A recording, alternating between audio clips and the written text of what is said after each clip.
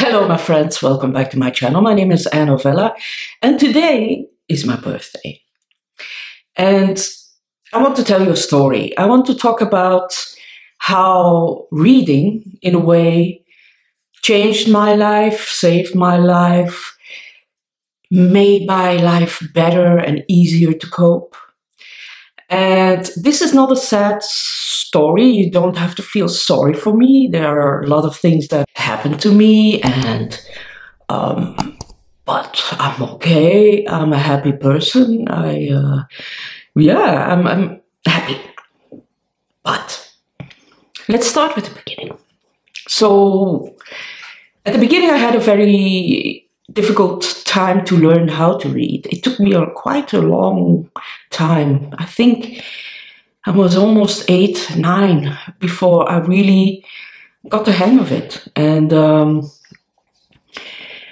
when I don't remember that, but when I see my school reports, it says that I'm really horrible at reading.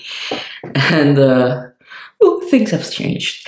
Now, I started really enjoying reading when I was 10 years old, and I started reading history and historical novels, all sorts of things like that, but mostly history. I loved history. I loved a good story.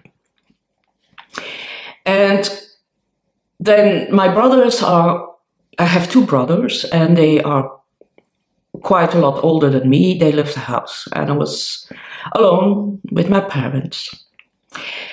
My mother is, what they say, a closed book. You'll never know how she felt.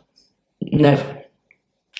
She passed away a couple of years ago, but we never knew what was going on in her head. We never knew that. My father is just the opposite. And my father had a lot of psychological problems, and that really erupted in the 70s, early 80s. When I was growing up, I'm 53 years old, so I'm born late 1969. And my father was, he had feelings of, it's difficult to explain. He thought that everybody was against him. He thought that everybody was after him. He couldn't tolerate noises, sounds. I couldn't play.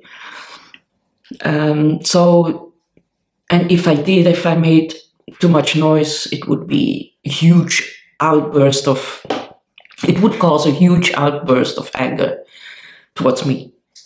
And so the only thing that saved me was my books. I could dive into those. And because I have ADHD, I can really hyperfocus and close off the world around me. It also helped me with the fact that I was alone in a way. At the beginning, there were not many neighbors, so I didn't have any friends to play with. Later on, that was better, but by then it was already difficult to interact with people. Not that I'm very shy or something, but sometimes I don't really get the, how you call it, the hidden messages or the unspoken rules or something. I don't know. I don't always read people well. And thanks to reading, I always say reading is thinking with somebody else's mind. So you learn to know what's going on in somebody else's mind. And especially when I got older, I could be more empathic. I could understand what other people were feeling. And then it also helped me to learn a lot of things.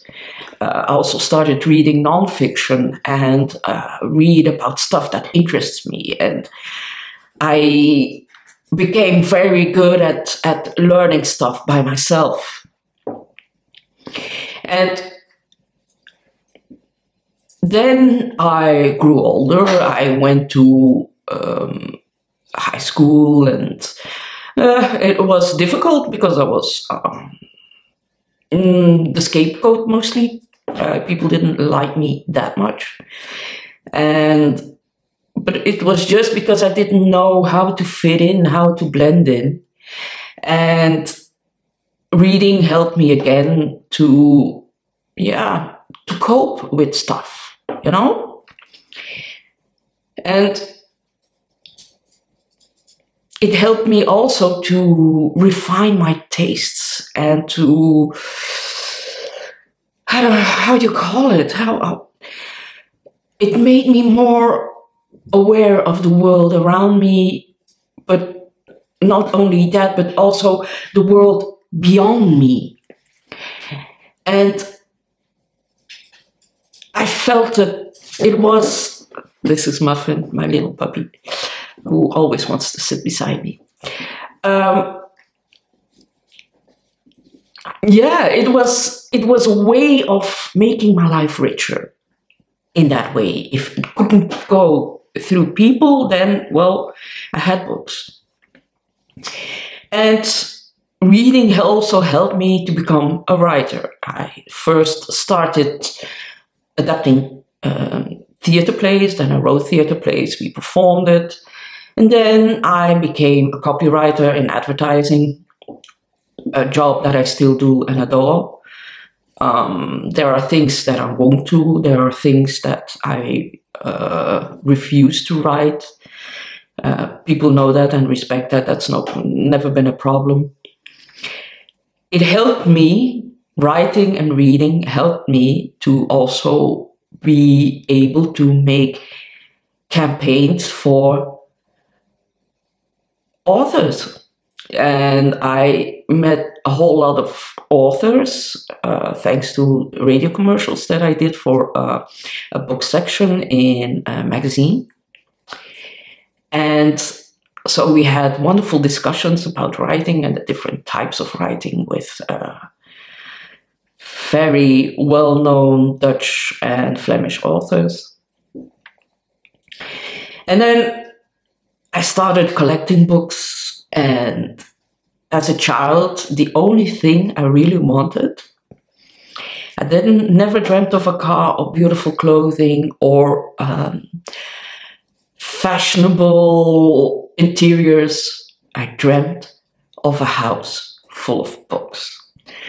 So in every room, when I was married, in every room there were at least 100 books. I had thousands of books, and it made me so happy. And then something horrible happened. I fell in my home, and there was no one to save me. My partner then was at work, and I had to wait a very long time before they could save me. I knew at that moment that my life as I knew it was over. And that was true.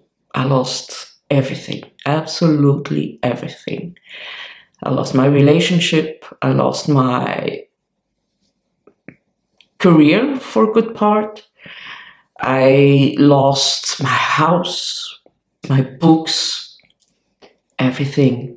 The only thing that I kept were my 2 dogs that I had at the time. And it was an awful period because I was in a lot of pain. For at least 2 years, it was impossible to read. Absolutely impossible.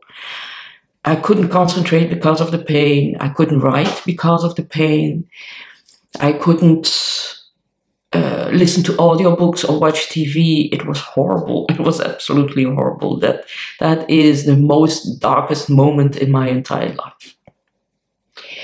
Then luckily I came to meet the right doctor at the right time, and he operated me, and I still was in pain, but I knew this is different. This is a different kind of pain. And I started reliving my life in a way. I met new people. I met new friends. I never earned a lot of money since. So it's up and down, up and down, up and down. I even focused on another career because writing wasn't possible. I made so many stupid mistakes because I was so traumatized.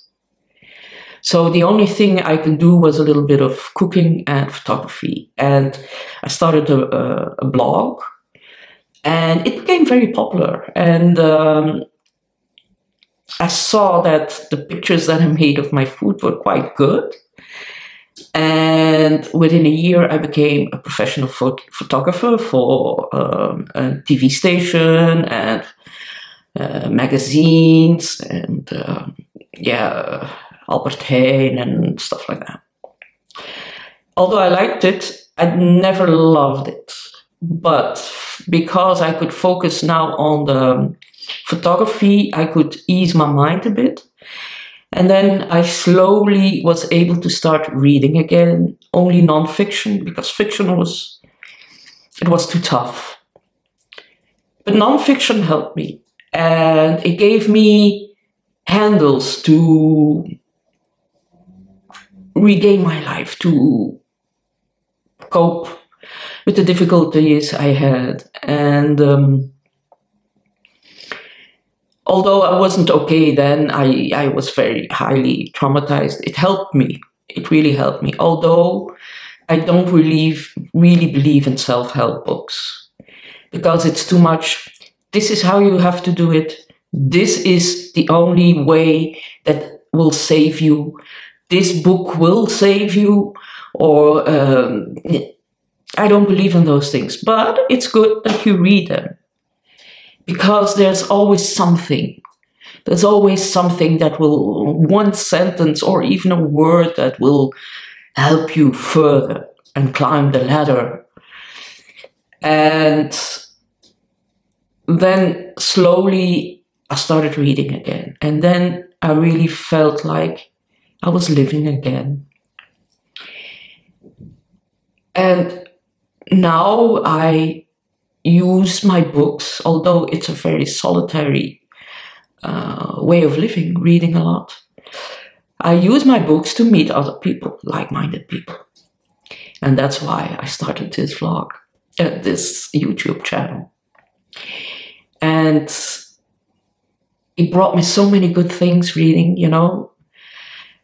I remember that I was in Montepulciano. And I was sitting on a bench. It was 5 a.m.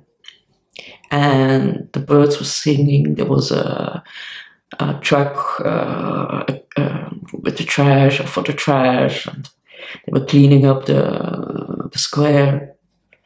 And there was a man coming towards me because there was only one bench available. And I knew who he was. I immediately knew who that was. It was a former Nobel Prize winner. It was an author. And I really adore his work. So he came and sat next to me and we said nothing for at least 10 minutes. And then he said, "You're a writer, aren't you?" And we started talking about books and about writing and copywriting and all sorts of styles. And it was an amazing hour, at least.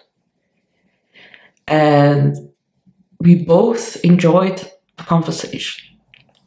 And then he left and I went my way. Never met him afterwards, never talked to him, nothing, but it was such a good morning.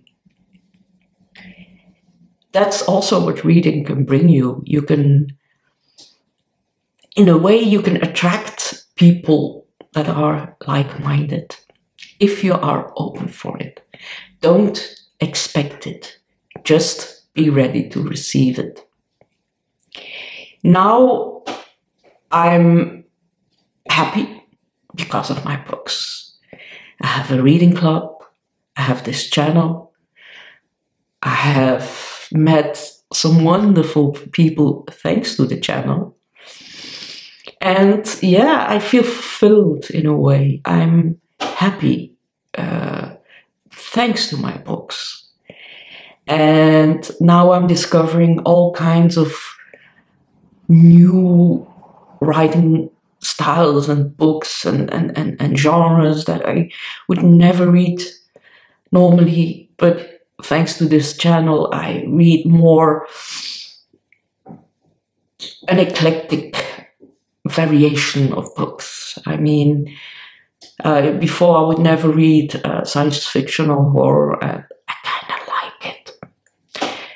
And yeah, I just am happy with this channel, and I really wanted to share that with you and to say that the best birthday gift is you and my books, but also you. I really enjoy your attention. I enjoy your comments, and when I see that after my video, I see people adding books on their Goodreads list that I mentioned, and I feel wonderful. And yeah, I like to see this channel grow. Life is beautiful if you are open for it, and don't expect a thing. Don't expect people to help you, even though you have helped hundreds of people. It will come to you if you don't expect it. So yeah, today is my birthday. I'm 53, and I made myself something. I made myself a chocolate mousse, one portion. And let me see if it's okay. Oh, the spoon have to stand upright. Thank you for watching. Thank you for coming back. Thank you for commenting. And thank you for being you and letting me be me. Bye-bye.